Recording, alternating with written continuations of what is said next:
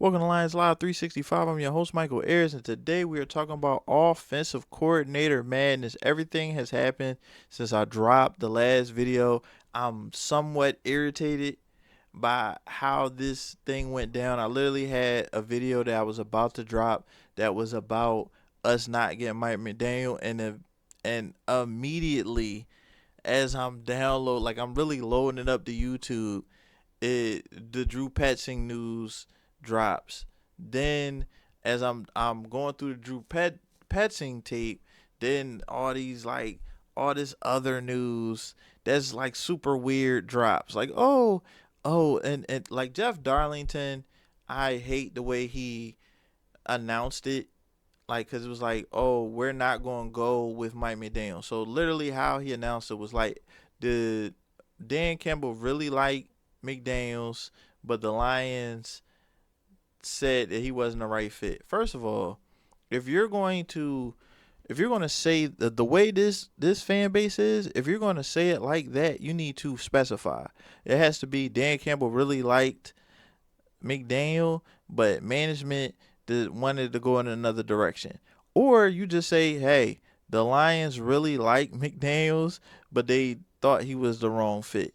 We can't do this thing where like it's just that was awful reporting, because now there's super narrative, is all these narratives and conspiracy theories, and now we literally need Dan Campbell to clarify how we got Drew Petzing, because is going down the rabbit hole for some of y'all. That's one. Two, there is a lot of people that don't understand. It's a level of conceit. It's a level of conceit. It's a level of just, you don't understand football and things along those lines when people think that the LA Chargers job wasn't a better job in the first place. The Mike McDaniel gets a big arm, mobile, accurate quarterback with Justin Herbert. He goes to Jim Harbaugh, who, to my knowledge, has never fired an offensive coordinator in season.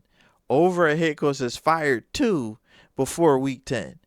So with that being said, it was a better job.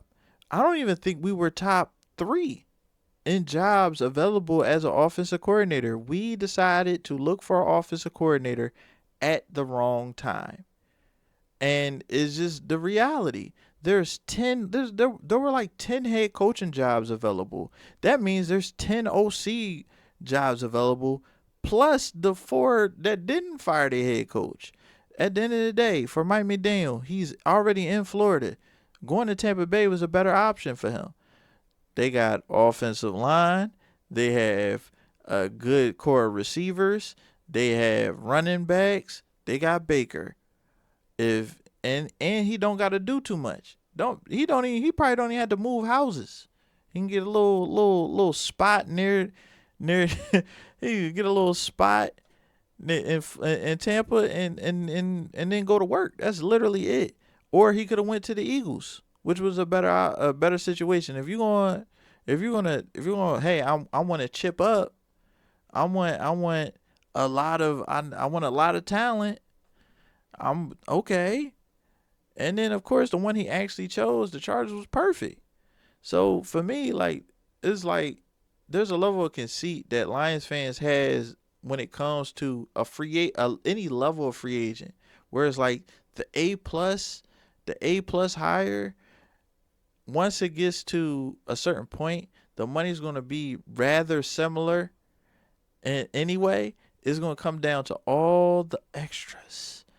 And I'm sure the Lions wanted to play the PR game. You say no first, so it doesn't seem like you got turned down. That's what I believe, right? Now, as far as this is concerned, I'm going to show y'all the slides because I made them.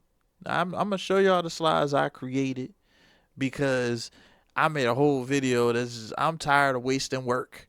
All right. So this was my top 5 offensive coordinators. You can see that Drew Petzing wasn't on there. Why? Because I didn't know that man existed until yesterday.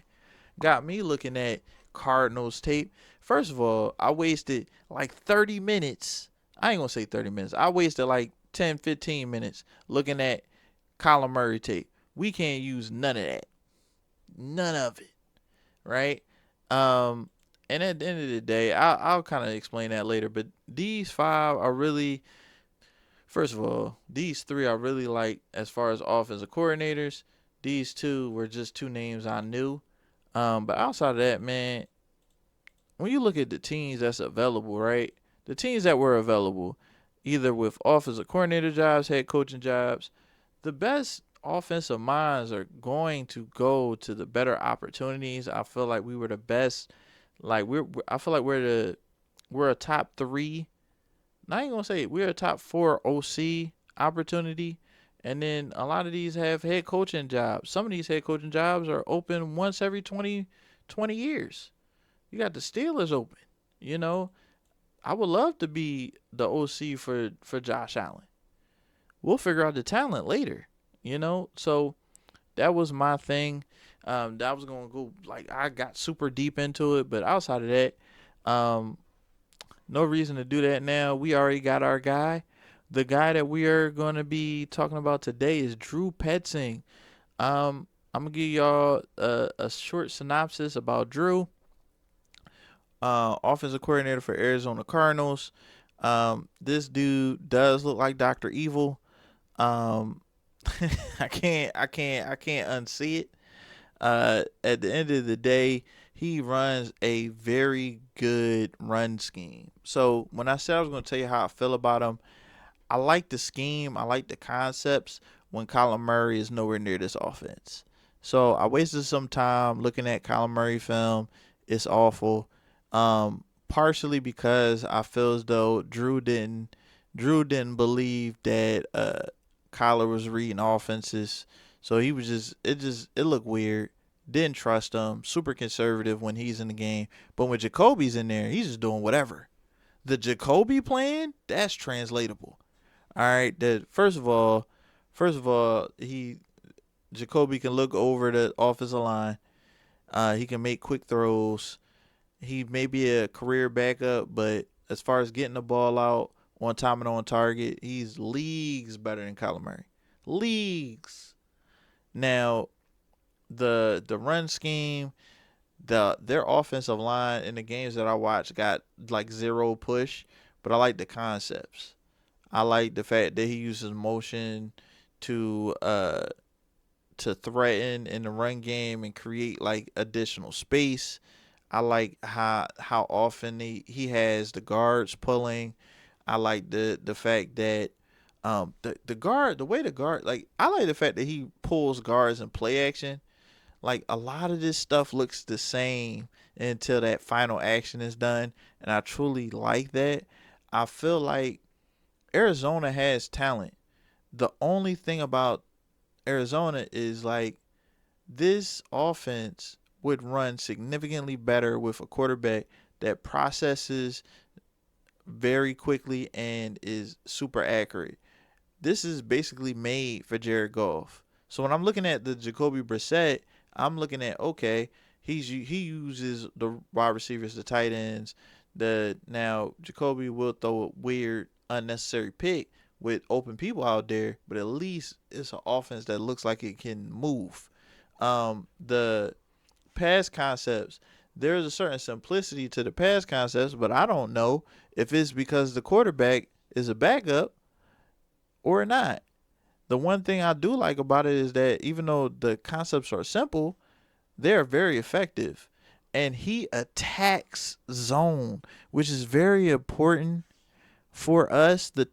My two favorite things about him is that his pass concepts, his route concepts attack zone very well. He leaves a lot of options early in the plays, early in the play and later. Like he likes like mesh concepts, but like he does a lot of mesh, he does a lot of crossers, he does a lot of tight end and running back lead.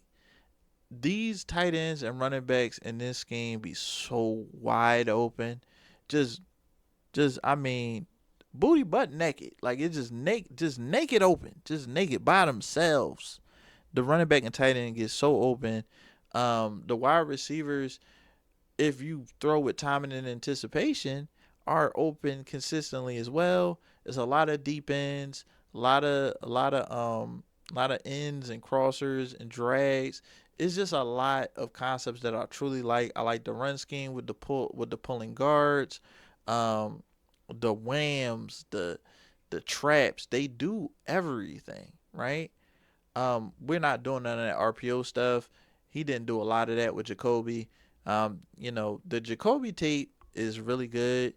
I looked at the Packers game, the Colts game. I think the other one was like the Jags. I'm like, yeah, they were competitive in all three of those games, mind you.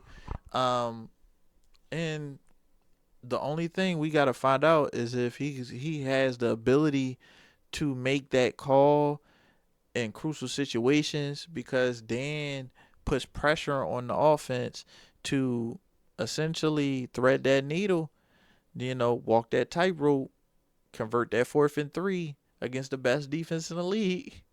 Oh no, I know your offense ain't been running too smooth, but yeah, complete this.